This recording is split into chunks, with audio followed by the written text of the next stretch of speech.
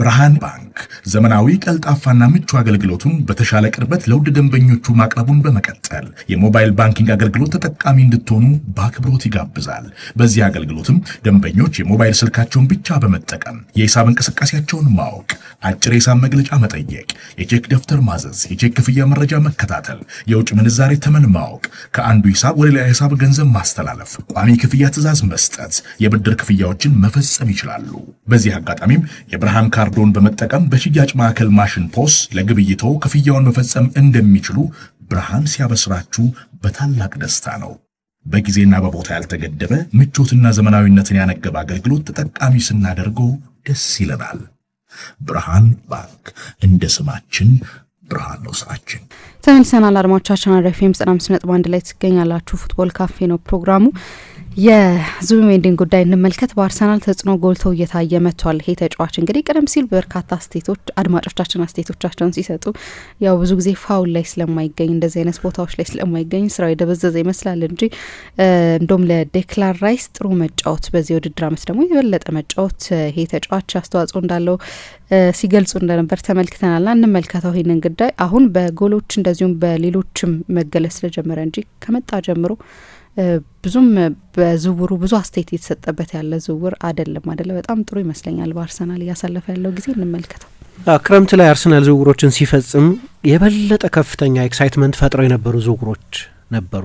ለምሳሌ የአርሰናል የ9 ቁጥር ፍላጎት ረጅም ጊዜ የቆየ ነው። ምሳ እንደምታስታውሹ የአርሰናል ደጋፊዎች የዝውውር ጊዜ በመጣ ቁጥር በጃንዋሪ የሚሆን በውድድር ዘመኑ መጨረሻ 9 ቁጥር ባለፉት ዓመታት እንደዛ የተቃረብን ዋንጫ የማናሸንፈው 9 ቁጥር ስለሌለን ነው የሚል ስሜት ስለነበር እና የዮኬሬስ የፖርቱጋል ስኬት እንደ ተጫዋች የነበረውም ዝና ምናምን የሱ ዝውውር በጣም ከፍተኛ ትኩረት ስቦ የነበረ ዝውውር ነው። ለመፈጸምም ደግሞ ብዙ ድርድር እና ብዙ ጥፋቶች ነበሩት።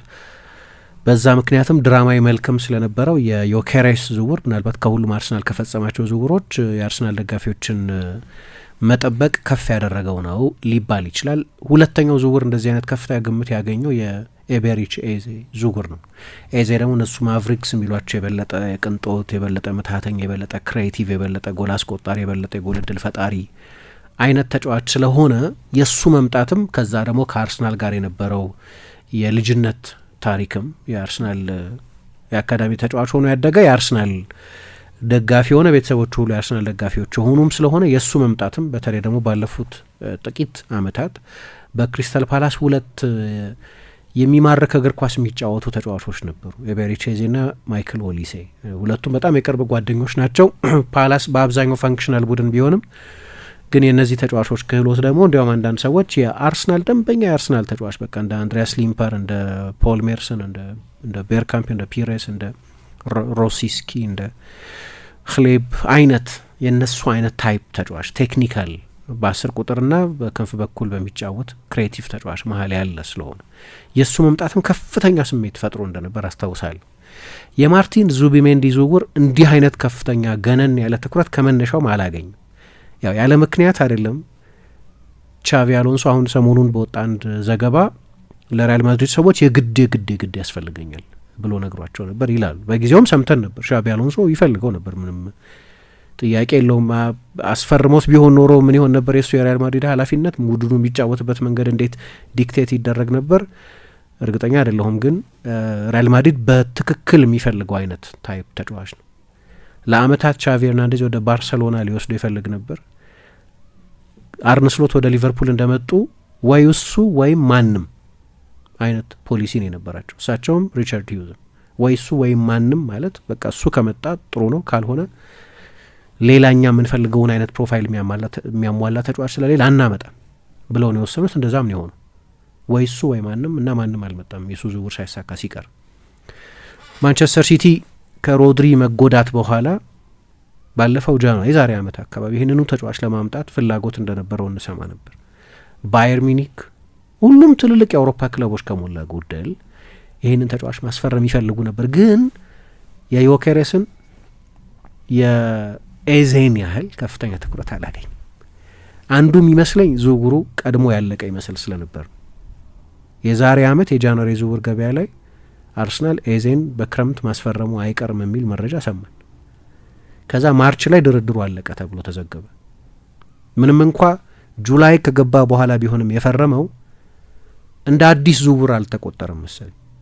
አብዛኛው በስሎ የቤት ስራው ተጠናቆ እኛ ራሱ የዛሬ ዓመት ፕሮግራም ሰርተንበት ምናምን የነበረ ዝውውር ስለነበር ምናልባት ያም ኦልሬዲ እንደ ተጠናቀቀ ጋራንቲድ እንደሆነ ዝውውር ስለተወሰደ እንደ አዲስ እና ልክ እንደ ኤዜም እንደ በተለይ ደግሞ እንደ ዮኬሬስ አይነት የድርድር ባህሪም ስላልነበረው በሶሲዳድና በአርሰናል መካከል ባለው በጣም ጤነኛ በሆነ ግንኙነት ምክንያት በኋላ ደግሞ የዝውውሩን ታሪክ ስንሰማ አርሰናል ሜሪኖን ባስፈረመበት ክረምት ነው ዙቢሜንዲ ለማስፈረም አብዛኛው ነገር ፋሲሊቴት ያደረገው የሚል ወሬም ስንሰማ፣ ስለዚህ ረጅም ጊዜ የቆየ ነው የዚህ ዝውውር የዚህ ተጫዋች የዝውውር ወሬ። እንዲያው ቢያንስ ለደጋፊው ለሚዲያው ከታወቀ ከመፈረሙ 6 ወር በፊት ኦልሞስት አርሰናል እንዳገኙ አውቀን ነው። መጨረሻ አካባቢ የነበረው አንድ ስጋት የሻቢ አሎንሶ የሪያል ማድሪድ አሰልጣኝ ሆኖ መሾምን ተከትሎ ከአሎንሶ ጋር ደግሞ በሪያል ሶሴዳድ ወጣት ቡድን ውስጥ አሰልጥኖት ስለነበር ሻቢ አሎንሶ የሪያል ማድሪድን ጥያቄ እምቢ ለማለትም ስለሚቸግር ያኔ ነው ምናልባት እናጣው የሆነ የሚል ስጋት የነበረው። ግን ወዲያው ተጫዋቹ ለንደን ውስጥ ታየ። ስለዚህ ሪያል ማድሪድም ሃይጃክ ማድረግ ቢፈልግ የረፈደ ይመስል ነበር። ከአርሰናል ጋር ድርድሩን ጨርሷል። ከአርቴታ ጋር ተነጋግሯል። የአንድ አካባቢ ልጆች ናቸው። ሁለቱም የሳን ሴባስቲያን ሰዎች ናቸው። ሁለቱም በተመሳሳይ የባስክ ወጣት ቡድን ውስጥ አድገዋል እና ወደ አርሰናል ሲመጣ ለእኔ አሁን አርሰናል 8 ተጫዋች አምጥቷል ባለፈው ክረምት። አብዛኞቹ የስኳድ ተጫዋቾች ናቸው በቁጥር ብዙ ይሆኑ እንጂ ኬፓንም ሞስኬራንም ክርስቲያን ኖጋርድንም እንደዚህ አይነት ተጫዋቾች ሲመጡ እናውቅ ነበር። ኢቨን ማድዌኬንም እናውቅ ነበር ለመጀመሪያ አሰላለፍ የሚመጡ ተጫዋቾች እንዳልነበሩ። ግን ከ8ቱም ተጫዋቾች ሁሉ የበለጠ የተሳካለት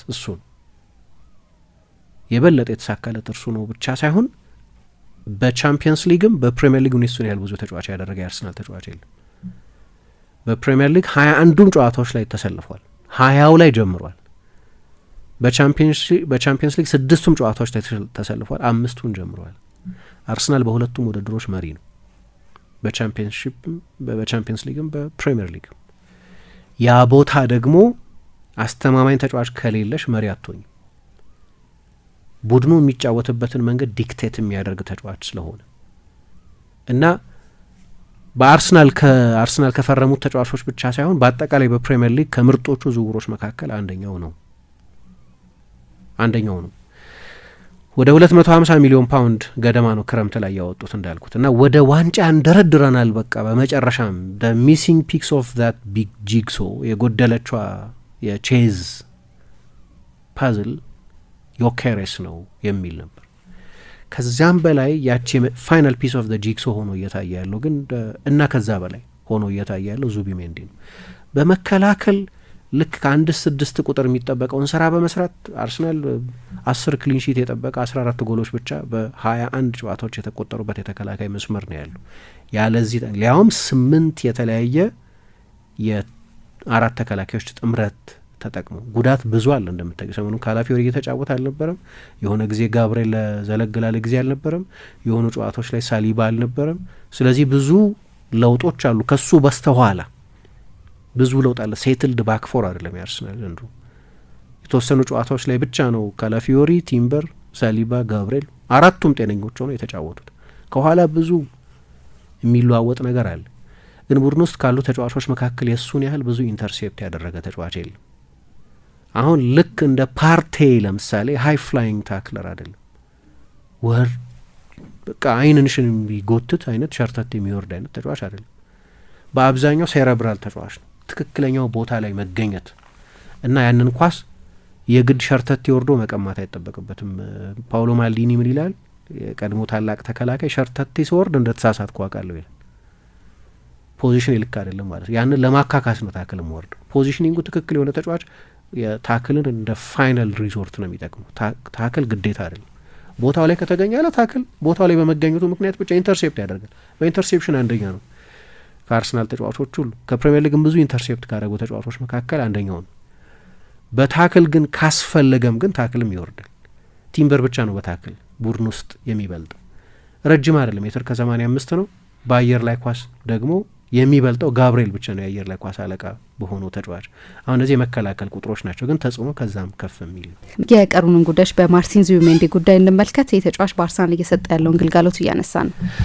ልክ ነው ምሳ። ቅድም አንዳንድ የመከላከል አስተዋጽኦቹን እያነሳው ነበር። በፓሰር ነው ደግሞ አንድ ስፔናዊ አማካይ ወደ ስፔናዊ አማካይ ብለን ስናስብ የምናስበው ስለ ፓሲንግ ችሎታ ይመስለኛል እና ይሄኛው ተጫዋች በጣም ጥሩ ፓሰር ነው። በፕሪሚየር ሊግ ከአማካዮች ብቻ ኤሊየት አንደርሰን የሚባለው የኖቲንገም ፎረስት ተጫዋች ነው ከሱ የበለጠ ብዙ ፓስ ያደረገው ተጫዋች። አሁን እኔ ፓሰር መሆኑ ብቻ ሳይሆን 1139 ፓሶች አድርጓል። በሪያል ሶሲዳድ በነበረበትም ጊዜ ፓሰር ብቻ ሳይሆን የአርሰናልን ማጥቃት ጭምር የሚያሻሽል የፓስ አይነት የሚከተል ተጫዋች መሆኑ ነው። የፓርቴም የጆርጂኖም ፓሶች በአብዛኛው ሴፍ ፓሶች የሚባሉ ናቸው። ሴፍ ፓሶች የሚባሉ ያን ያህል ቡድኑን በማጥቃት የማያግዙ፣ ለቁጥጥር ለኮንትሮል የሚያግዙ። ይሄኛው ግን የበለጠ ሪስክ ቴከር ነው። ትልቅ ችሎታ ይመስለኛል ይሄ። ለምሳሌ ባለፈው የውድድር ዘመን በላሊጋ ከየትኛውም የላሊጋ ተጫዋች በላይ ከፔድሪ ቀጥሎ ብዙ ላይን ብሬኪንግ የሚባለው የተጋጣሚ ቡድን የመከላከል መስመር የሚቆርጡ ፓሶች በማቀበል ሁለተኛ ነበር። 141 እንደዚህ አይነት ፓሶች ያደርጓል። ፔድሪ 163 ፓሶች ነበር ያደረገው። ፕሮግረሲቭ ፓሶች የሚባሉ ደግሞ ቅድም አንድ አድማጫችን ማንሳቱ በጣም ጥሩ የሚሆነው ለዚህ ነው። ፕሮግረሲቭ ፓሶች ማለት 5 ሜትርና ከዛ በላይ ወደፊት ቡድኑን በማጥቃት የሚያሸጋግሩ ፓሶች ማለት ነው። በእነዚህ የፓስ አይነቶች ደግሞ 4 ተጫዋቾች ብቻ ነበር ይበልጡት የነበር። ይህንኑ ችሎታውን በእንግሊዝ ደግሞታል። አንዱ ፍርሃት ሁሌ የበለጠ ዝግ ባለ ፍጥነት የበለጠ የኳስ ቁጥጥር ሊግ ከሆነው የስፔን ሊግ የበለጠ ፍጥነትን የበለጠ መሮጥን የበለጠ አካላዊነትን ወደሚጠየቀው የእንግሊዝ ሊግ ለሚመጣ ተጫዋች አንዱ ትልቁ ችግር በምን ያህል ጊዜ ሊጉን ይላመዳል የሚለው ነው። በአጭር ጊዜ ያለምንም ውጣ ውረድ ነው ተጫዋቹ ይህንን የተቋቋመው እና አንዱ የዱዌል ችሎታ ቅድም እንዳነሳሁት በእንግሊዝ ብዙ ፊዚካል ዱዌል አለ ከስፔንም የበለጠ።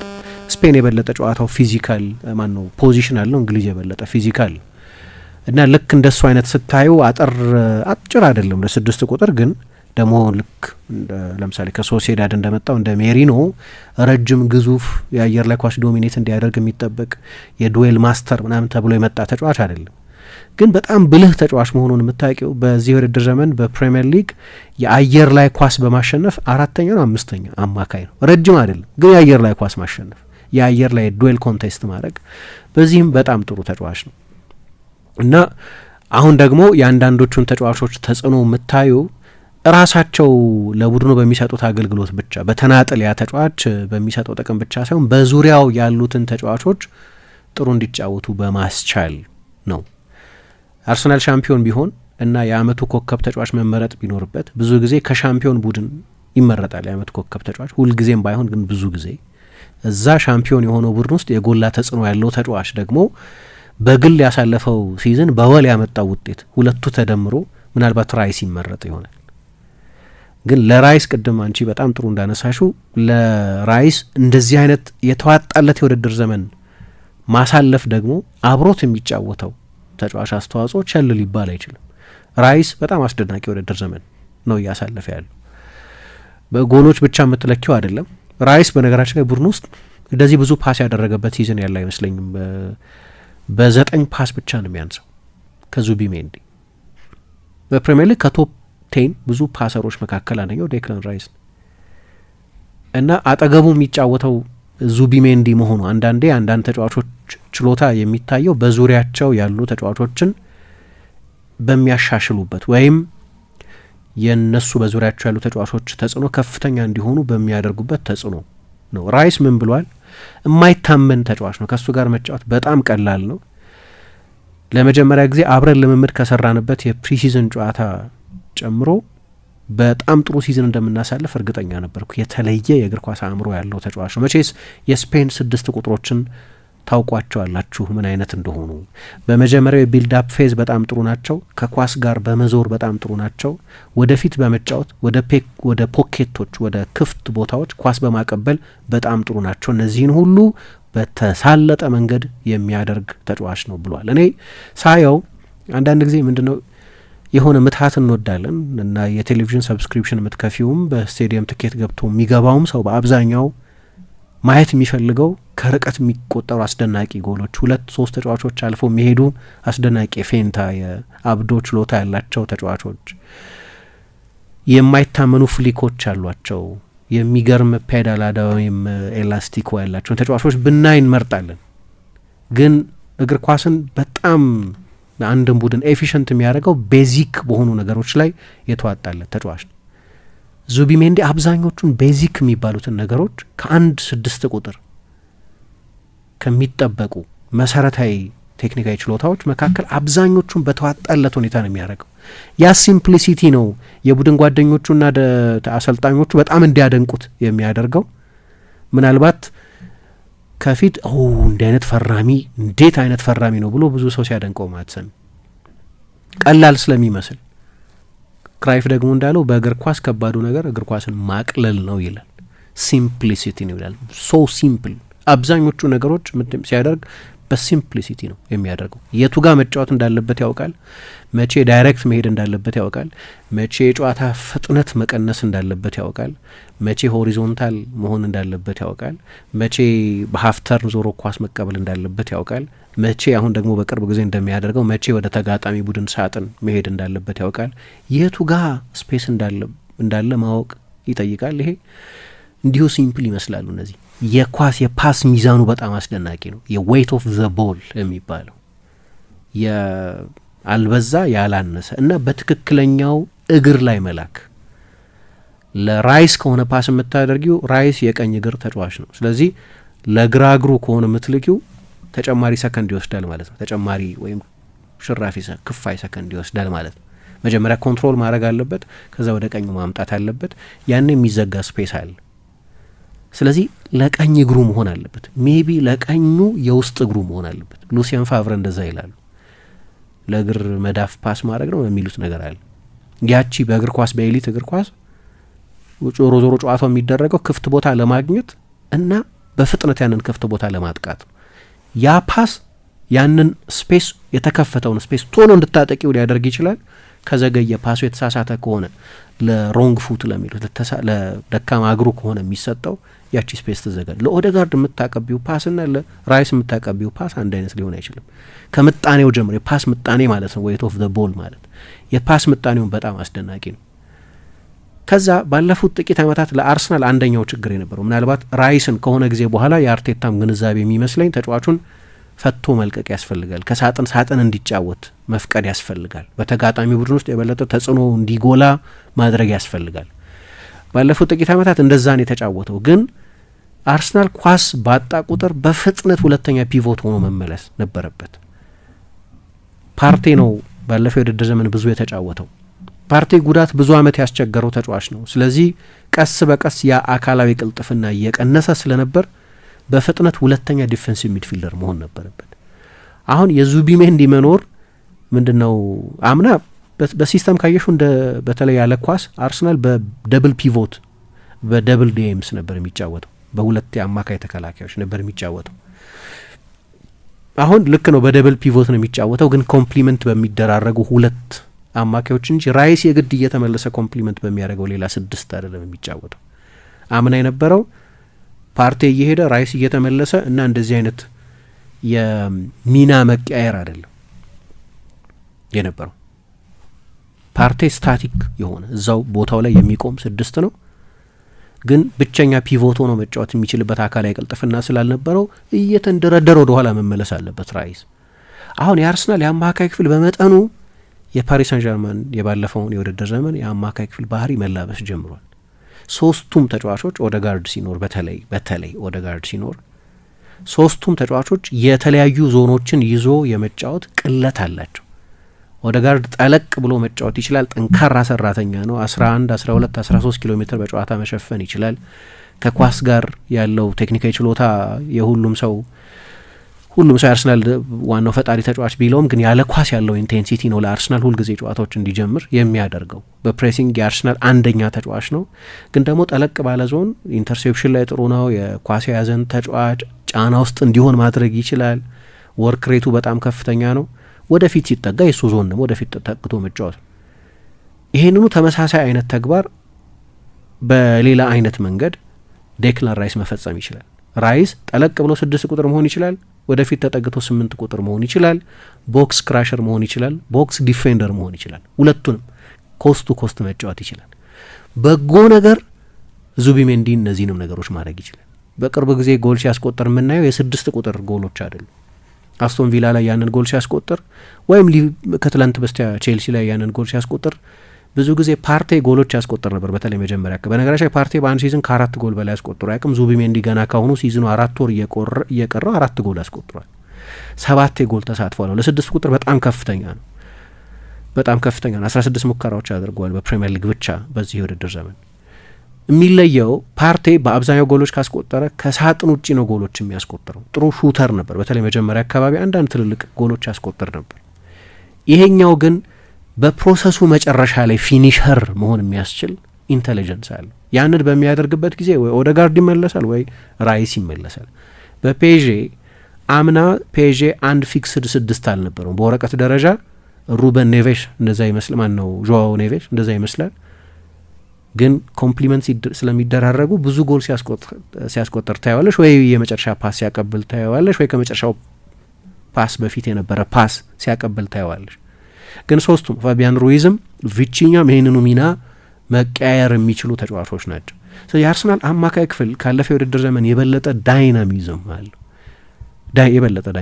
ምክንያቱም ዙቢሜንዲ ብቸኛ ፒቮት ሆኖ መጫወት ይችላል። ግን ሶስቱ ተጫዋቾች በተለይ ኦዴጋርድ በሚኖርበት ጊዜ ብዙ አልተጫወቱም። 9 ጨዋታ ብቻ ነው አብረው የጀመሩት። ግን አንዳንዶቹ ጨዋታዎች ላይ እንዳየ ነው ደግሞ በጣም ጠለቅ ያለው ተጫዋች ኦዴጋርድ ይሆናል። ለያቺ ጎል ስትቆጠር ጠለቅ ያለው ተጫዋች ኦዴጋርድ ስለነበር በጣም አድቫንስድ የሆነው ተጫዋች ዙቢሜንዲ ይሆናል። ዙቢሜንዲ 6 ቁጥር እንዲሆን የሚጠበቀው ተጫዋች ነው። የሚና መቀያየር ነበር። ምክንያቱም ሁለቱም ተጫዋቾች ሁለቱንም አይነት ስፔሶች ጠለቅ ያለውንም ወደፊት ተጠግቶ ያለውንም ስፔስ የመያዝ ምቾት አላቸው። ያንን አይነት እድል የሰጣቸው የዙቢሜንዲ መኖር ነው። በጆርጂኖ ጊዜ የራሳቸው ከፍተኛ ጥቅም የነበራቸው ተጫዋቾች ናቸው። በፓርቴም ጊዜ ልክ እንደዚሁ። ነገር ግን እነሱ ያልነበራቸው እነሱ ያላቸውንም ያደርጋል፣ እነሱ የሌላቸው አይነት ካራክተሪስቲክስም አለ። አሁን ደግሞ ለየት ያለው ነገር ጎሎች እየጨመረ ነው። ሚኬል አርቴታ ምን ይለዋል? ቶታል ፉትቦል ፕሌየር ወይም ፉትቦለር ይለዋል። ቶታል ፉትቦለር ማለት ደንበኛ የዩኒቨርሳሊስት ተጫዋቾችን የምንገልጽበት ነው። የተለያየ ነገር ማድረግ የሚችሉ ተጫዋቾች ማለት ነው። አንደኛውን በቅርብ በደንብ መታየት የጀመረው ደግሞ የጎል ማስቆጠር ችሎታው ነው። ብዙ አይደለም ግን በጣም አስፈላጊ ጎሎች ናቸው። የአስቶን ቪላ ጨዋታ ላይ፣ የቼልሲ ጨዋታ ላይ ያስቆጠራቸው ጎሎች 4 ጎሎች 7 ጎሎች በአጠቃላይ በተሳትፎ ደረጃ ከ3 አሲስቶች ጋር ሲመጣ የዛሬ 6 ወር የነበረው ዋና መጠበቅ ጎል የማስቆጠር ጉዳይ አይደለም። እኔ ማጥቃቱን እንደሚያሻሽለው ጠብቅ ነበር። አይሆንሽ አሁን ባለፈው የውድድር ዘመን አርሰናል አንዱ የነበረበት ችግር ስታቲክ ነበር። አማካይ ክፍሉ ልክ እንዳሁኑ አይነት ዳይናሚዝም አልነበረውም። ስለዚህ ብዙ ጊዜ የማጥቃቱን ድክመት ስናነሳ 14 ጨዋታ ነው አርሰናል አቻ የተለያየው ባለፈው የውድድር ዘመን። 25 ጨዋታ መርቷል እኮ አምና። ከየትኛውም የፕሪሚየር ሊግ ቡድን በላይ ብዙ የመራው እርሱ አርሰናል። ግን ብዙ ጊዜ ደግሞ በሎ ብሎክ ቡድኖች ይቸገር ነበር በተመሳሳይ መጠን። ምክንያቱም ያ ኤርሊ ፓስ አይመጣም። ቅድም ያልኩት ሚዛኑ ያልተዛባ መጠኑ ያልበዛ ያላነሰም ለተጫዋቾች ትክክለኛው እግራቸው ላይ የተጋጣሚ ቡድን ከመዝጋቱ በፊት እንደገና ከመደራጀቱ በፊት ያንን ስፔስ ቶሎ አይቶ ለትክክለኛው ለኳስ ተቀባዩ ተጫዋች ሪሲቨር ለሚባለው ለሱ ልክ እንደዚህ አይነት መጠን ያለው ኳስ ማቀበል ያስፈልጋል። ግን ደግሞ የሱ ጎል ማስቆጠር ጥሩ ዜና የሚሆንበት አንደኛው ምክንያት ምሳ እንደምታውቂው አርሰናል በዚህ ውድድር ዘመን አንድና ብቸኛ ሁነኛ ጎል አስቆጣሪ የለውም። እንዲህ አይነት ቡድን ሻምፒዮን ሊሆን ከሆነ ለምሳሌ ሲቲ ምንድነው በቃ አንድ አስተማማኝ ጎል አስቆጣሪ ያለው ቢያንስ ጎቱ ጋይ ሃላንድ ከ20 በላይ ጎሎች አስቆጥሯል። ገና ሲዝኑ ከ40% በላይ ይቀረዋል። እኔ ከ30 በላይ ጎል አስቆጥሮ የራሱን ሬከርድ ቢያሻሽል የሚያስገርም ላይሆን ነው። 36 ጎል ነው በአንድ የፕሪሚየር ሊግ ሲዝን በማስቆጠር ባለ ሪከርድ የሆነ ሲቲ እሱ ላይ መተማመን ይችላል። ለምሳሌ እሱ ላይ ብቻ መጣበቅ ችግር ሆኖ እሱ ላይ ብቻ ጥገኛ መሆን ችግር ሆኖ ግን ያ የጎል ዋስትና የሚሰጥ አይነት ተጫዋች ነው። በዚህ ብቻ አመት አይደለም ያደረገው። ስለዚህ እነዚህ 20 ወይም ምናምን ጎሎቹ አጋጣሚ አይደሉም። በየአመቱ ከሲቲ ተጫዋችነቱ በፊትም በነበረባቸው ክለቦች ያደርግ ነበር ይሄንን። የክረምቱ ጥበቃ የነበረው ቪክቶሪዮ ኬሬስ ይህንን አይነት ኃላፊነት ይወጣል በመጨረሻ የ20 ጎሎች አጥቂ አግኝተናል የሚል ነበር። በአንድ ወይ በሌላ ምክንያት በራሱም ወይ በቡድን አጫዋቱም ምክንያት እንደዚህ አይነት ሲዝን አይደለም እያሳለፈ ያለ። 5 የሊግ ጎል ብቻ ነው ያስቆጠረው። በ15 ያንሳል ማለት ነው ከሃላንድ።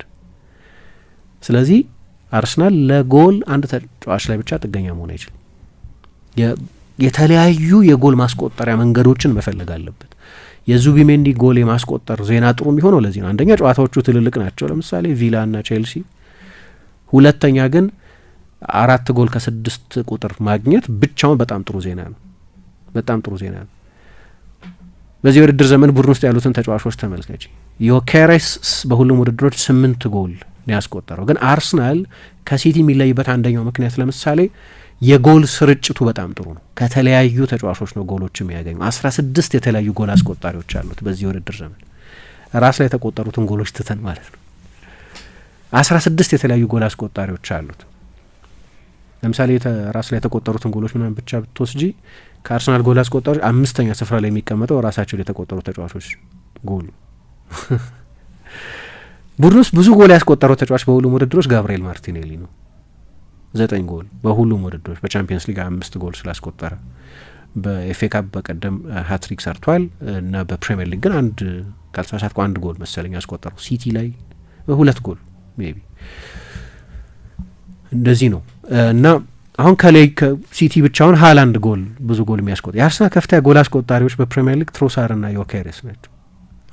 5 እና ሁለቱም 5 ጎል ያስቆጠሩ ተጫዋቾች ናቸው። ግን ሁለተኛው ከፍተኛ ጎል አስቆጣሪ ነው አርሰናል። ልዩነቱ ጎሉን የምታገኘው ከአንድ ተጫዋች ብቻ አይደለም፣ የበለጠ ከተለያዩ ተጫዋቾች ነው ጎል እያገኛል። የዙቢሜንዲ ጎል ማስቆጠር ሌላ የጎል ሶርስ አገኘ ማለት ነው። ለምሳሌ በቆሙ ኳሶች በ5 የአውሮፓ ሊጎች ቀጥሎ ካለው ቡድን በ7 ይበልጣል አርሰናል። 24 ጎሎች ያስቆጥሯል በሁሉም ውድድሮች። በፕሪሚየር ሊግም ቀዳሚ ነው፣ ግን በሁሉም ውድድሮችም ኤፍኤ ካፕን፣ ፕሪሚየር ሊግን፣ ሊግ ካፕን፣ ቻምፒየንስ ሊግን ጨምረን 24 ጎሎች ያስቆጥሯል። ሴት ፒስ አንድ መንገድ ነው። ግን አሁን ቡድን ውስጥ ከየትኛውም የፕሪሚየር ሊግ ቡድን በላይ 4ና ከዛ በላይ ብዙ ጎል ያስቆጠሩ ተጫዋቾች ያሉት ቡድን ደግሞ አርሰናል። ይሄ ጥሩ ዜና ነው። ምክንያቱም ራይስ 4 ጎል አለው፣ ሳካ 4 ጎል አለው፣ ዮኬሬስ 5 ጎል አለው፣ ሊያንድሮ ትሮሳር 5 ጎል አለው፣ ኤዜ 4 ጎል አለው። እነዚህ ሁሉ በትንሹ 4 ጎል ያስቆጠሩ ተጫዋቾች ናቸው። 3ና ከዛ በላይ አሲስት የሰጡ 6 ተጫዋቾች አሉ። ስለዚህ በክሬቲቪቲም አንድ ተጫዋች ላይ ብቻ ጥገኛ አይደለም ማለት ነው።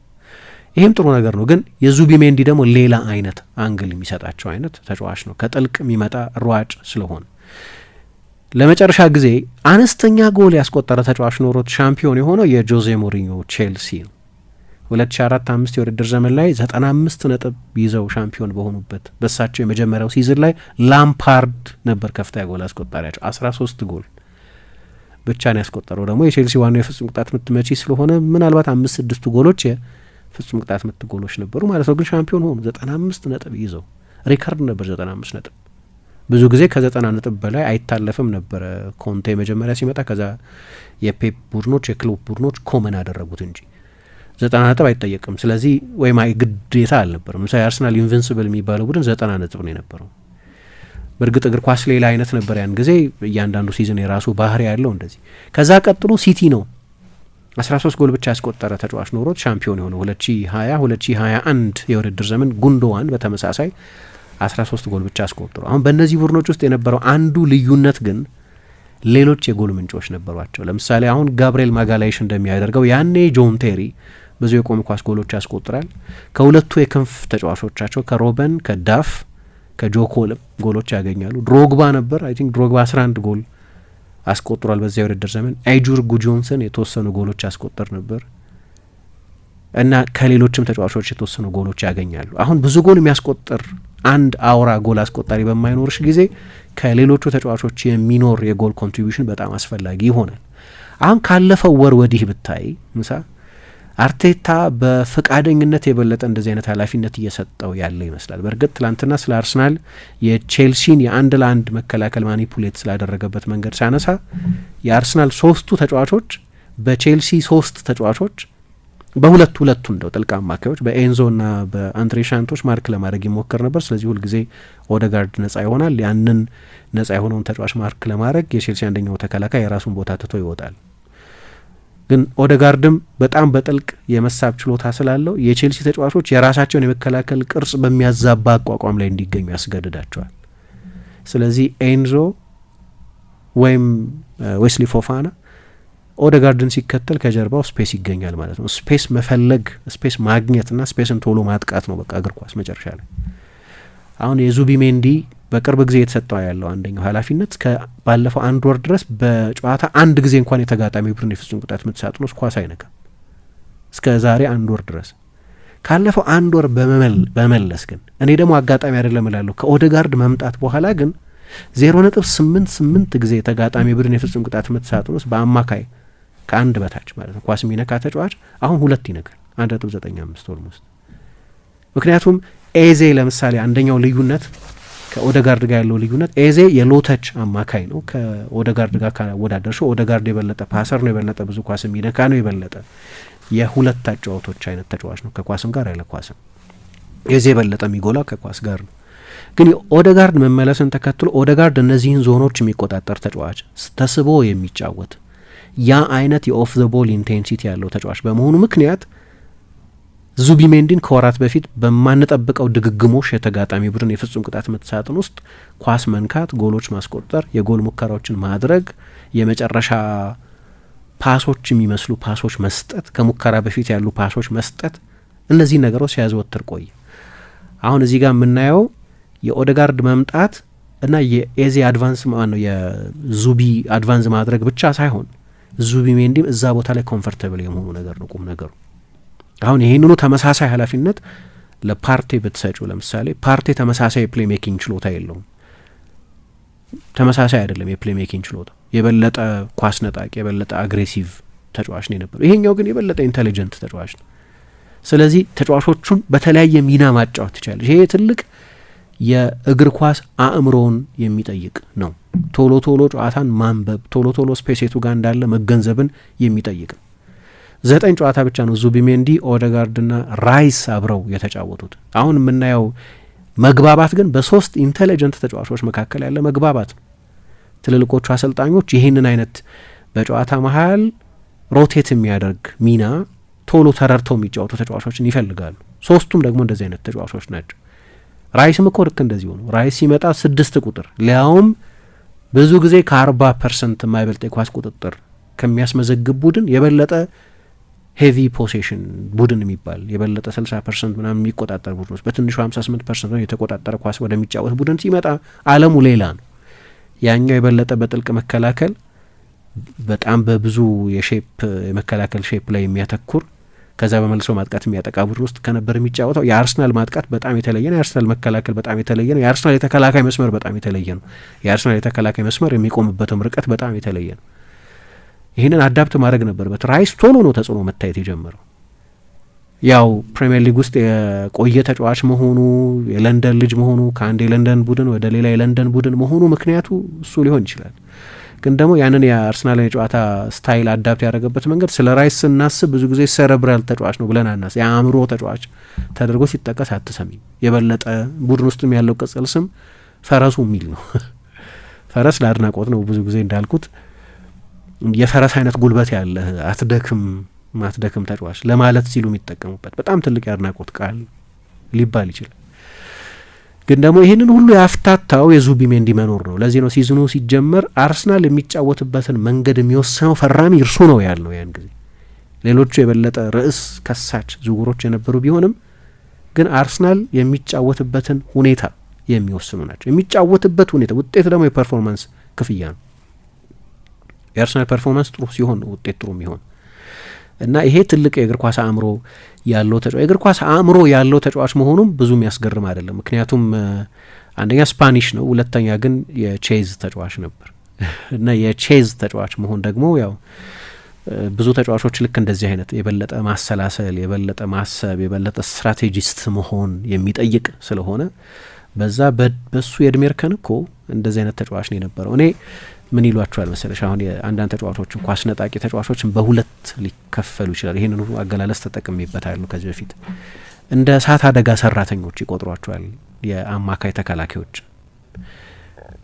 የእሳት አደጋ ሰራተኞች አደጋው ከደረሰ በኋላ ይደርሳሉ። አይደለም የነደደውን እሳት በቶሎ ለመቆጣጠር ለማጥፋት ያንን ሳይረን ምናምን እያሰሙ ይደርሳሉ እዛ ቦታ። በጣም አስፈላጊ የስራ ድርሻ ነው። ብዙ ህይወት የሚታደግ ብዙ ንብረት የሚያቆይ የስራ ድርሻ ነው። እንዲህ አይነት አማካዮች አሉ። አደጋው ከደረሰ በኋላ ቶሎ ዳሜጁን ለመቀነስ ተከስቷል አደጋው፣ አሁን የአደጋውን መጠን ሚኒማል ለማድረግ ነው የምትሞክሪው። አንዳንዶቹ ደግሞ አደጋው እንዳይደርስ ያደርጋሉ።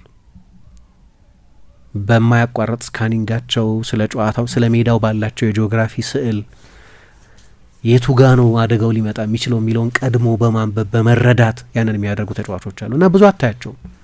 ለዚህ ነው እንደ የበለጠ ታፍ ታክለር ከሆነው ፓርቲ ወደዚህ ሲመጣ እኔ እንዲያውም እኮ አንዳንድ ሮብሰን የሚባል የድሮ አርሰናል ተጫዋች አለ የስፔን ላይ አይሆንም አለ። በቃ ይሄ ዝውውር አይሆንም፣ የሳይድዌይ ፓሰር ነው አይሆንም አለ።